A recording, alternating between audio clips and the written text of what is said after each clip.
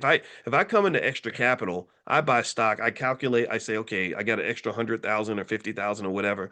How much stock can I buy? Okay, if I buy, I don't know, let's say 1,000 shares of NVIDIA. All right, so NVIDIA, or let's say 500 shares, right?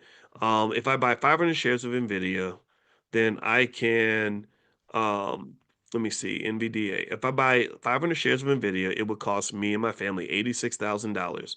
So on Monday, we could go and sell an option that expires in a month.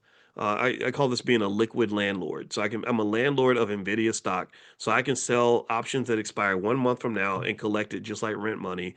And I could pick a strike price of say 180, and I could sell those options and make $3,500. So I'm already a landlord. I just bought an $86,000 property, which is really cheap. That's you can't buy a house for that much.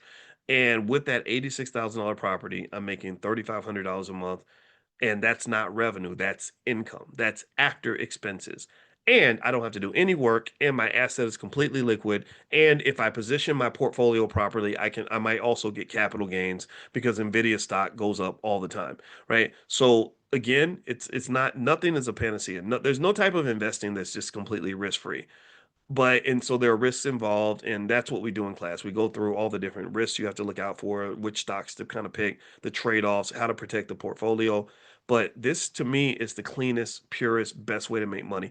I personally think any parent that is also considering teaching their child about real estate, teach them about being a liquid landlord. Like just, buy some stock and sell options on the stock, unless you really want to be a landlord. If you really want to collect rent and I didn't, my wife and I didn't enjoy it. We didn't enjoy collecting rent and dealing with tenants and worrying about whether or not somebody was going to die inside the house, and then we'd have some big liability, or sometimes the tenant couldn't pay. If the tenant moved out, you had to wait and find another tenant. There was just a lot of extra stuff we didn't want to do. And I said, let's just sell the property and let's just buy some meta stock, and we're going to make more money with fewer headaches. And that's what we did. And so my wife was like, oh, okay, yeah, let's do that. And it works. So long story short, selling options is the best way on earth to make extra income. The hard part is that it's easiest if you have a capital base. The more capital you have, so like and again, borrowing, like people ask me, they say, well, should I borrow on a HELOC to buy some stock to sell options on? I say, look, I don't give investing advice. I'm not telling you what to do, but just know that most great businesses have started because somebody borrowed some money, right? Most businesses, Elon Musk is the richest man on earth because he took a big loan, right? He's always borrowing money. So borrowing money is not the devil.